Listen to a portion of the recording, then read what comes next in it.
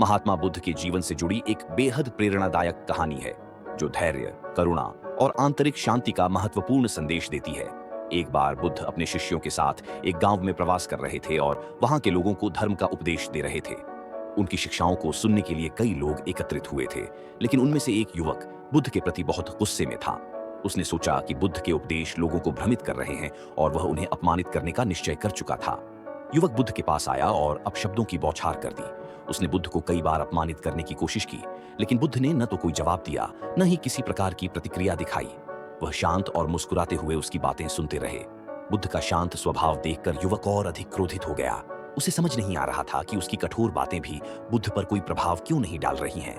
काफी देर बाद जब युवक थककर शांत हो गया, तब बुद्ध ने शांतिपूर्ण स्वर में उससे कहा, पुत्र, यदि कोई व्यक्ति तुम्हें कोई उपहार दे और तुम उसे स्वीकार न करो, तो वह उपहार किसके पास रहेगा? युवक ने कुछ क्षण सोचा और फिर उत्तर दिया, स्वाभाविक रूप से वह उपहार देने वाले के पास ही रहेगा। तब बुद्ध ने मुस्कुराते हुए कहा, ठीक उसी प्रकार तुम्हारे अपशब्द जो तुमने मुझे दिए हैं, यदि मैं उन्हें स्वीकार न करूं, तो वे भी तुम्हारे पास ही रहेंगे।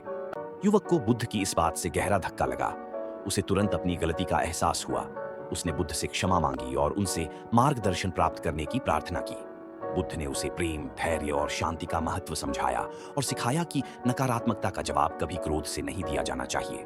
इस कहानी से हमें यह सीखने को मिलता है कि चाहे कितनी भी नकारात्मकता हमारे सामने क्यों ना आए, हमें अपने मन की शांति बनाए रखनी चाहिए।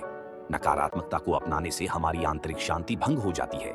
महात्मा बुद्ध ने सिखाया कि दूसरों की नकारात्मकता को स्वयं पर हावी होने देना सही नहीं है, बल्कि धैर्य और समझदारी से उसे शांत किया जा सकता है।